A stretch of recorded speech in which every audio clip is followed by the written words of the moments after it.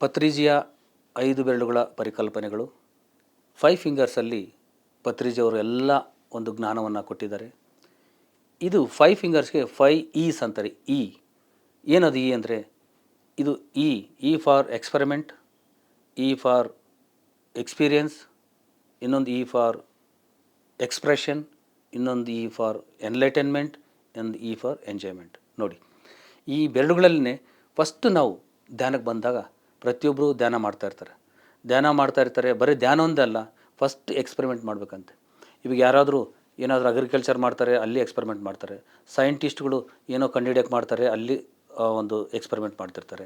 ಈ ಖಗೋಳಶಾಸ್ತ್ರಜ್ಞರು ಈಗ ಮೂನು ಚಂದ್ರಯಾನ ಮಾಡಿದ್ದು ಅದೆಲ್ಲ ಕೂಡ ಮುಂಚೆ ಎಕ್ಸ್ಪೆರಿಮೆಂಟ್ ಮಾಡಿದ್ದು. ಅದೇ ಥರ ನಮ್ಮ ಧ್ಯಾನ ಕೂಡ ನಾವು ಎಕ್ಸ್ಪೆರಿಮೆಂಟ್ ಮಾಡ್ತಾ ಹೋಗ್ತೀವಿ. ಅಂದರೆ ಧ್ಯಾನ ಶುರು ಮಾಡ್ತೀವಿ, ಶ್ವಾಸದ ಮೇಲೆ ಗಮನ ಇಡ್ತೀವಿ, ಆದ್ರೂ ಮನಸ್ಸು ಎಲ್ಲೆಲ್ಲೋ ಹೋಗ್ತಾ ಇರುತ್ತೆ. ಮತ್ತೆ ಮನಸ್ಸನ್ನ ತೊಗೊಂಬಂದು ಮತ್ತೆ ಶ್ವಾಸದ ಮೇಲೆ ಇಡ್ತೀವಿ. ಈ ರೀತಿ ನಿರಂತರ ಸಾಧನೆ ಮಾಡ್ತಾ ಏನಾಗುತ್ತೆ, ಒಂದು ಸ್ಥಿತಿಗೆ ಆ ಮನಸ್ಸು ಶೂನ್ಯ ಆಗ್ತದೆ. ಆವಾಗ ಇದೆಲ್ಲ ಎಕ್ಸ್ಪೆರಿಮೆಂಟಿಂದ ಬರುತ್ತೆ. ಎಕ್ಸ್ಪೆರಿಮೆಂಟ್ ಮಾಡಿದ ನಂತರ ಎಕ್ಸ್ಪೀರಿಯೆನ್ಸ್ ಆಗುತ್ತೆ. ಅಂದರೆ ಆ ಒಂದು ಸ್ಥಿತಿಗೆ ಬಂದ ಎಕ್ಸ್ಪೀರಿಯೆನ್ಸ್ ಏನಾಗ್ತದೆ, ಏನೋ ಮನಸ್ಸು ಶೂನ್ಯ ಆದಂಗೆ, ಏನೋ ಬ್ರಹ್ಮರಂಧ್ರದಿಂದ ಒಂದು ವಿಶ್ವಶಕ್ತಿ ಬಂದಂಗೆ, ಮತ್ತು ಎಲ್ಲ ನಮ್ಮ ಶರೀರದ 7 ಒಂದು ಎಕ್ಸ್ಪೀರಿಯೆನ್ಸ್ 7 ಎಕ್ಸ್ಪೀರಿಯೆನ್ಸ್ ಅಂತ ಹೇಳ್ತಾರಲ್ಲ, ಅದೇ ರೀತಿ ಒಂದು ಹೀಟ್ ಆಗಿರ್ಬೋದು, ಒಂದು ಕೂಲ್ ಆಗಿರ್ಬೋದು, ಒಂದು ಭಾರ ಆಗಿರ್ಬೋದು, ಹಗುರಾಗಿರ್ಬೋದು, ಇವೆಲ್ಲ ಕೂಡ ಆ ಒಂದು ಎಕ್ಸ್ಪೀರಿಯೆನ್ಸ್ ಬರ್ತಾ ಇರುತ್ತೆ. ಆ ಎಕ್ಸ್ಪೀರಿಯೆನ್ಸ್ ಬಂದಾಗ ನಾವು ಅದಕ್ಕೆ ಕುಗ್ಗದೆ ಹಿಗ್ಗದೆ ಹಾಗೆ ಎಕ್ಸ್ಪೀರಿಯೆನ್ಸ್ನ ಸಾಕ್ಷಿ ಭಾವದಿಂದ ನೋಡಬೇಕು. ಯಾವಾಗ ಆ ಒಂದು ಎಕ್ಸ್ಪೀರಿಯೆನ್ಸ್ನ ಪಡಿತೀವೋ ಇದು ಎಕ್ಸ್ಪ್ರೆಷನ್ ಮಾಡಬೇಕು. ಅಂದರೆ ನಮಗೆ ಬಂದಿರತಕ್ಕಂಥ ಅನುಭವಗಳನ್ನ ಇತರರ ಜೊತೆ ಹಂಚ್ಕೋಬೇಕು, ಎಕ್ಸ್ಪ್ರೆಸ್ ಮಾಡಬೇಕು.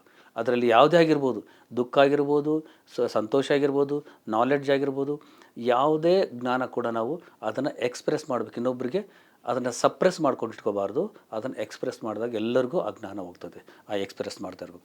ಯಾವಾಗ ಎಕ್ಸ್ಪ್ರೆಸ್ ಮಾಡಿ ಇದೆಲ್ಲ ನಂತರ ಎಕ್ಸ್ಪೆರಿಮೆಂಟು ಮತ್ತು ಎಕ್ಸ್ಪ್ರೆಷನ್ ಮಾಡಿ ಎಲ್ಲ ಆದಮೇಲೆ ಆವಾಗ ಅವನಿಗೆ ಎನ್ಲೈಟನ್ಮೆಂಟ್ ಅನ್ನೋದು ಸಿಗುತ್ತೆ.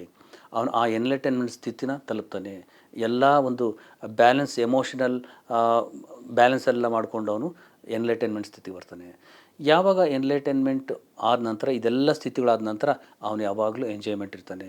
ಎಂಜಾಯ್ಮೆಂಟ್ ಅಂದರೆ ಇಲ್ಲಿ ಫಿಸಿಕಲಿ, ಮೆಂಟಲಿ, ಒಂದು ಆತ್ಮಪರವಾಗಿ ಒಂದು ಎಂಜಾಯ್ಮೆಂಟ್ ಆಗಿರ್ತಾನೆ ಇಲ್ಲಿ. ಅದಕ್ಕೆ ಹೇಳ್ತಾರೆ body for enjoyment for body, entertainment for mind, enlightenment for soul ಅಂತ. ಸೊ ಈ ಒಂದು ಸ್ಥಿತಿ ಆನಂದ, ಬ್ರಹ್ಮಾನಂದ ಸ್ಥಿತಿಲಿ ಇರ್ತಕ್ಕಂಥದ್ದು. ಸೊ ಈ ರೀತಿ 5 ಈಸ್ನಲ್ಲಿ ಇಷ್ಟು ಒಂದು ಆತ್ಮಜ್ಞಾನನ ಪತ್ರಿಜಿಯವರು ನಮಗೆ ಕೊಟ್ಟಿದ್ದಾರೆ. PMC ಕನ್ನಡ ಚಾನೆಲ್ ಅನ್ನು ಲೈಕ್ ಮಾಡಿ, ಶೇರ್ ಮಾಡಿ, ಸಬ್ಸ್ಕ್ರೈಬ್ ಮಾಡಿ ಮತ್ತು ಮಾಡಿಸಿ. ಎಲ್ಲರಿಗೂ ಧನ್ಯವಾದಗಳು.